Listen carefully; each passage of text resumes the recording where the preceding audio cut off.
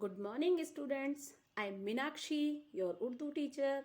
आज हम जो टॉपिक पढ़ेंगे वो हम पढ़ेंगे खे और ख का अंतर। खे और ख का अंतर। जब हम हिंदी पढ़ते हैं तो वहाँ हमें केवल एक ही ख मिलता है, लेकिन उर्दू में दो ख का इस्तेमाल किया जाता है। इन दोनों ख को पढ़ने में भी अंतर होता है।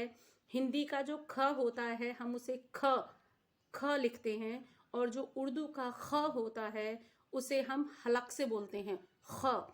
जैसे आपको जब थोड़ा गला खराब होता है और आप करते हो ख, ऐसे वो अंदर से आवाज आती है ख। तो उर्दू में हम दो ख पढ़ते हैं, एक होता है ख और दूसरा होता है ख। जो दूसरा ख होता है वो काफ प्लस दो चश्मी से मिलकर बनता है। चलिए अब हम इसका थोड़ा अंतर सीख लें। हिंदी और इंग्लिश में केवल एक ही खा होता है और उसमें नुक्ता नहीं होता, लेकिन उर्दू का जो ख होता है जिसे हम ख बोलते हैं, खुदा वाला ख, उसमें नुक्ता होता है। तो इसमें एक बहुत बड़ा डिफरेंट भी होता है। आप जब इसे पढ़ोगे खुदा तो ये अंदर हलक से आवाज आएगी खुदा, और ख का जो शब्द होता है वो है जैसे खड़ा, खत। खत लिखा आपने खत, तो ये ख के नीचे नुक्ता आएगा। और अगर हम दूसरा कोई वर्ड ख का लें तो जैसे खूना। अब यहाँ पे आ गया हमारा नेक्स्ट खत्म। खत्म आया। और दूसरा अगर हम ख का बोलें तो ये खाना। अब खाना भी बेटा दो तरह से होता है। एक होता है खे प्लस नून प्लस अलिफ खाना, इसका मतलब होता है घर। क्या होता है? घर। जैसे जिम खाना, दवा खाना, गुस्ल खाना। और ये जो खाना होता है काफ प्लस दो चश्मी अलिफ प्लस नून अलिफ, इसका मतलब होता है भोजन, गिजा। क्या होता है? भोजन या गिजा, जिसे आप खाते हैं। अब हमारा नेक्स्ट जो हरूफ है वो है खुशी। उसके बाद अगर हम सिंपल बोलें खुजली तो वो ख, इसमें नुक्ता नहीं होगा। फिर है हमारा नेक्स्ट खुशबू। ये खुशबू हमारा ये भी हलक से आएगा। और खिलना हमारा सिंपल खा है।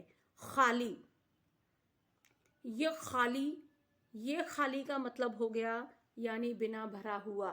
और अगर हम दूसरा खाली बोलें खाली तो उसका मतलब क्या हो जाएगा? आपने खाना खा लिया। अब ऐसे ही हमारा नेक्स्ट है ख्वाहिश। ख्वाहिश मतलब ये भी हमारा ख से आया है, ख्वाहिश यानी इच्छा। और ये हमारा नेक्स्ट खिड़की यानी विंडो। तो ये इसमें हमारा जो डिफरेंट है वो क्या है? नुक्ते का है। जब आप इसे देखोगे कहीं पढ़ोगे तो आप इसको ध्यान से पढ़िएगा, क्योंकि नुक्ते वाले जो शब्द होते हैं वो हलक से बोले जाते हैं, वो हलक से बोले जाते हैं। जैसे खुदा, खत, खत्म, खुशी, खुशबू, खाली, ख्वाहिश। अब जैसे खाना मैंने आपको बताया था, एक खाना का मतलब होता है, क्या होता है? एक खाना का मतलब होता है भोजन, और दूसरे खाना का मतलब होता है घर। तो आप इसे ध्यान से इन चीज़ों का ध्यान रखिएगा, इस नुक्ते का ध्यान रखिएगा, क्योंकि इस एक नुक्ते की वजह से ही अर्थ का अनर्थ हो जाता है। तो आप प्लीज़ इस चीज़ का ध्यान रखिएगा।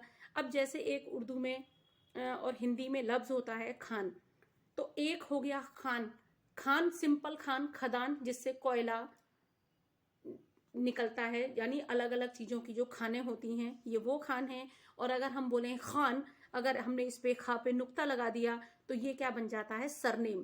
क्या बन जाता है? सरनेम। अब मैं उम्मीद करती हूँ कि आपको ये ख और ख का डिफरेंट बहुत अच्छे से समझ में आ गया होगा। थैंक यू बच्चों।